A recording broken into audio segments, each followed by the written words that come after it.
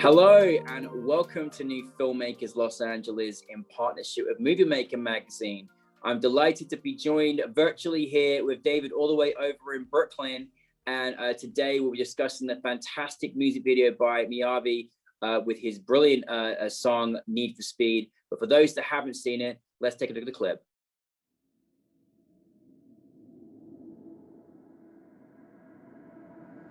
I got the need for speed. I got the need for speed. I got the need. Try catch me. I got the need for speed. David, it's a delight to have you here, and still the song hasn't got out of my head, so that got to be a good thing. Thank you so much for bringing your film to New Filmmakers, and what an artistic vision it was. Tell us a little bit about kind of your relationship with the artist and how you kind of decided to create this story for Need for Speed. Yeah, for sure. So Need for Speed, I would call it a post-apocalyptic performance video. It's set in this lifeless virtual world of ruins, where Miyavi finds himself in a video game inspired world, where he has these like superpowers that come from his musicianship and from his guitar and from his performance. It was made entirely remotely during lockdown. So a lot of the themes around it are trying to break free from this, I'd say like lockdown induced, alienation, or feeling alone and feeling you're forced to be inside. It's a little bit of a symbol of the mood of the time at the moment, of the isolation we felt.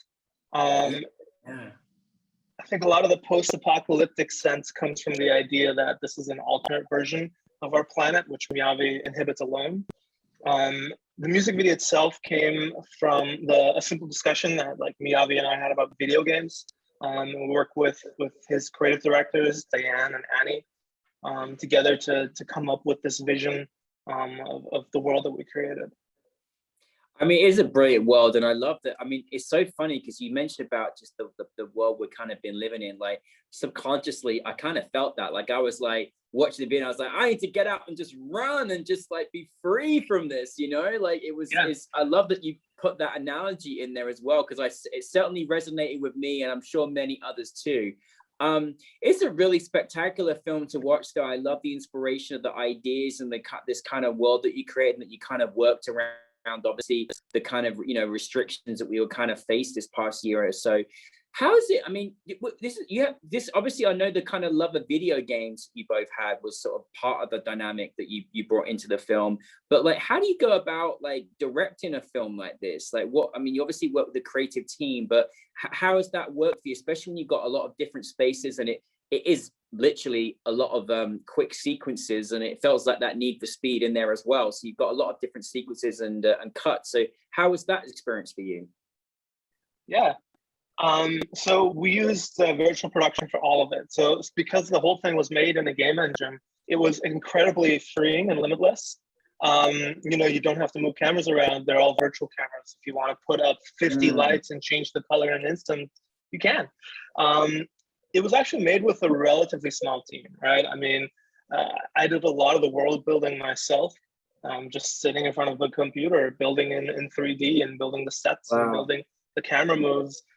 We worked with my buddy Stefano as a virtual cinematographer, where we literally, he actually doesn't know a game engine. So I sat in front of the computer and he joined via Zoom and was like, "Oh, David, do you want to try moving the camera over here?" I was like, "Yeah, let's try moving the camera over here." Oh, wow. Like, "Oh, can we build some like lights that are this way and this way?" And I was like, "Yeah, let's play around with it together."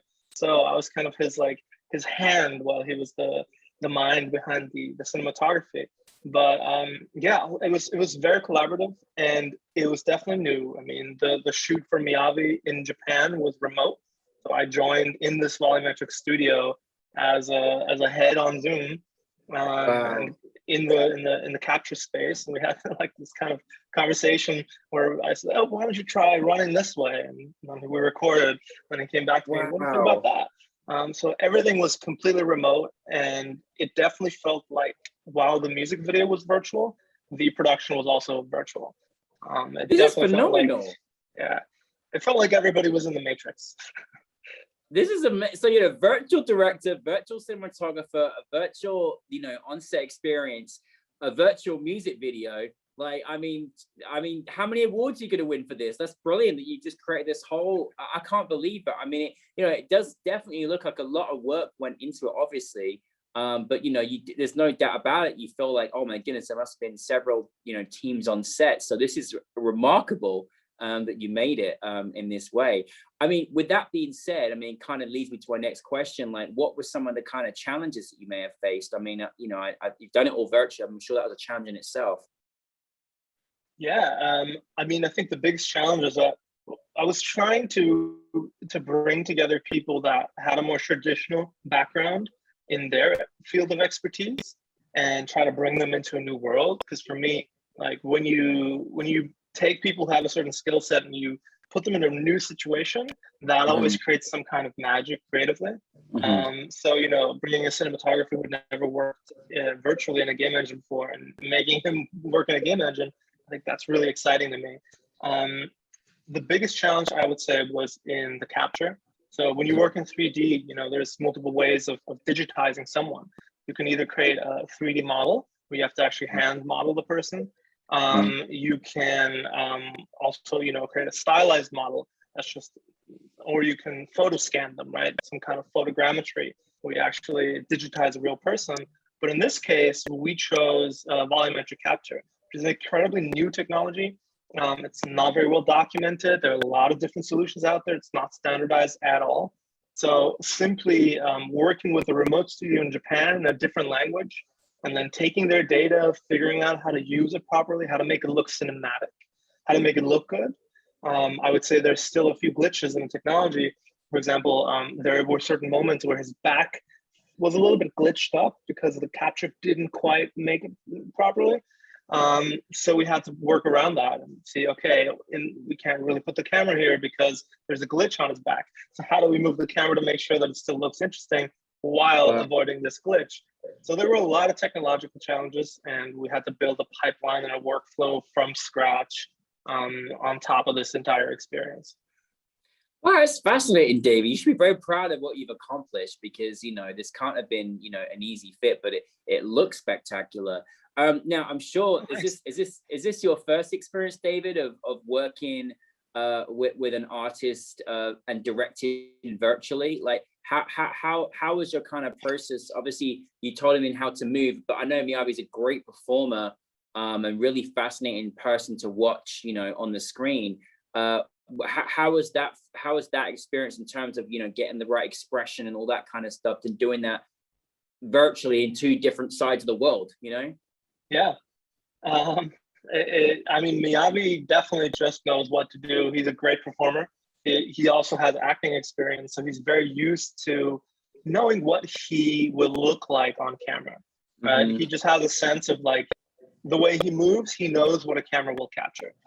So a lot of my direction and a lot of the back and forth between us was about what kind of movies do we actually need, right? Because we had to sequence it into a music video, and it had to fit within the ebb and the flow of the song, and everything had to be figured out on set remotely.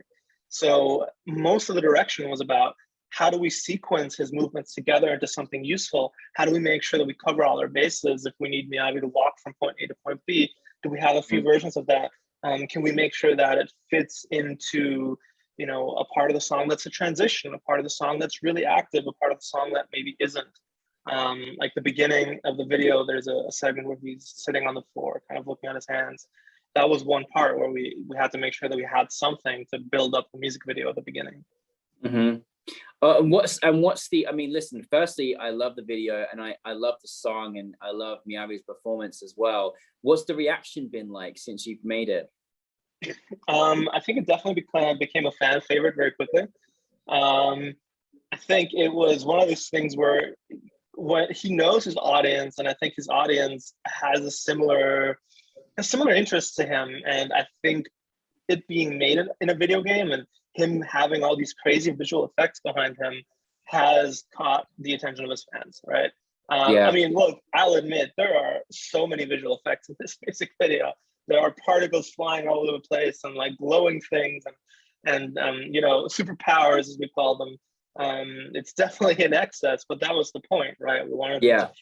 to attract that kind of audience and to feel like it might have been a video game, right? That Yeah, we it were felt playing. like it. Yeah.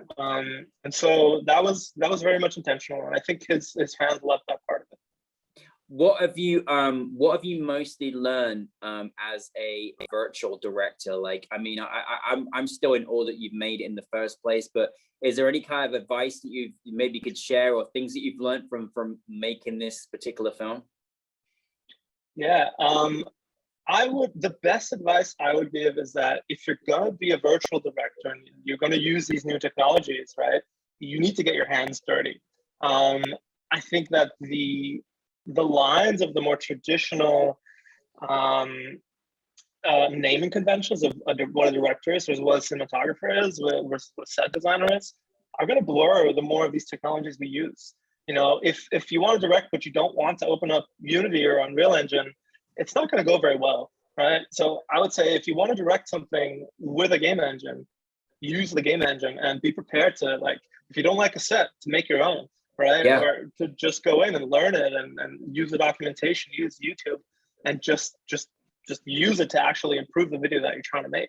You have to be an integral part of it, and you'll wear different hats as a director, where you might actually just end up doing a lot of cinematography or doing set design or set dressing in a game engine, just because, you know, it just works better when you collaborate with people on the same level and everybody has the ability to move things around. We obviously had great team collaboration, because it honestly really worked well, and it was a real joy to watch and experience. And like I said, I can't get the song out of my head either, so that could only be a good thing. It's very catchy. Yeah, very catchy.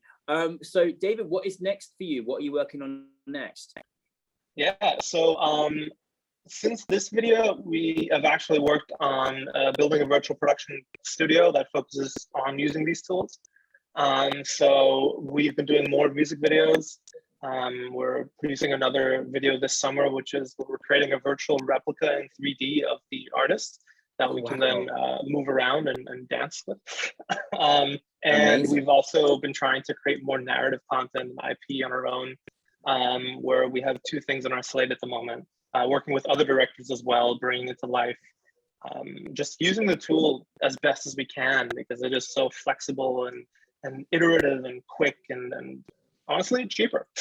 Yeah, I mean, hey, let's make it happen, right? I mean, no, listen, it was a super talented production team that you had to put this together, and so I really thank you for bringing Need for Speed for us as well. And I know that many more people are going to get to enjoy your video as well. But no, looking forward to your next projects, and so glad that you found this technology. And yes, inexpensive is also good too. But no, thanks, David, for bringing it to New Filmmakers LA. We really appreciate having you. No, thanks so much for having me, and it was a pleasure.